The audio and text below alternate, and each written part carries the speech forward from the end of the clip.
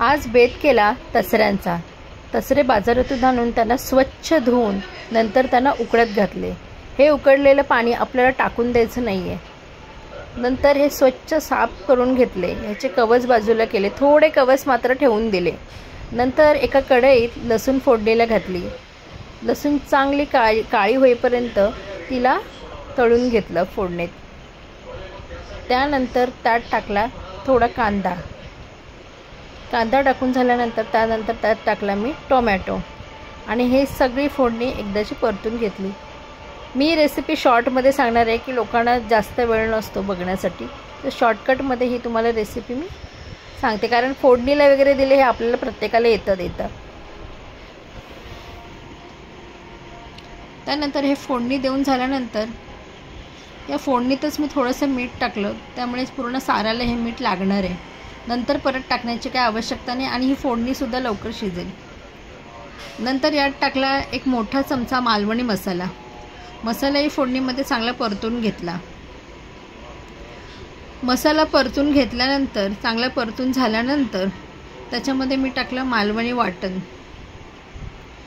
वाटणामध्ये येणार कांदा, खोबरं, लसूण, अद्रक, काळी मिरी, बडीशेप, लवंग आणि धणे आणि बडीशेप एवढे पदार्थ येणार त्यात। आणि हे सगळं वाटण मी या फोडणीमध्ये चांगलं परतून घेतलं।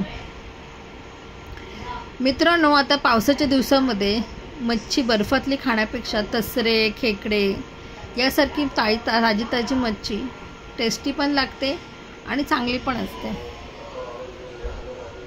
हे वाटण परतून झाल्यानंतर या वाटणातलं जीव किंवा या रेसिपीचा प्राण म्हणजे तसरे उकडताना जे बाजूला काढून ठेवलेलं पाणी होतं हे पाणी आता आपल्याला ह्या ग्रेव्हीमध्ये ओतायचं आहे।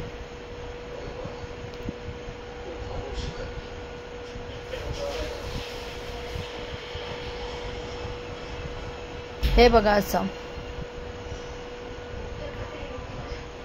संपूर्ण पाणी जेवढं आहे तेवढं ओतून टाकायचं। ह्या पाण्यामुळे ना साध्या ग्रेव्हीची टेस्ट एकदम भन्नाट होऊन जाते।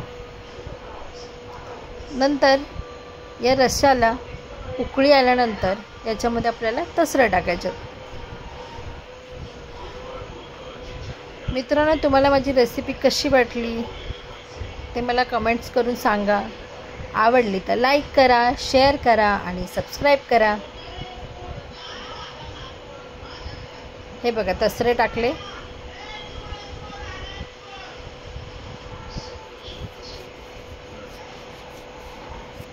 पाच मिनिटाला असंच ठेवायचं आहे।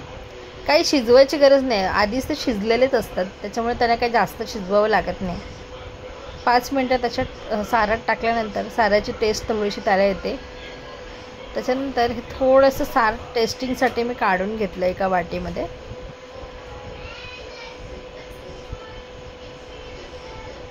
अशा प्रकारे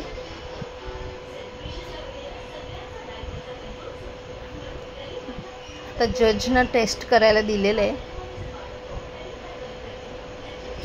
हा आवडलं 5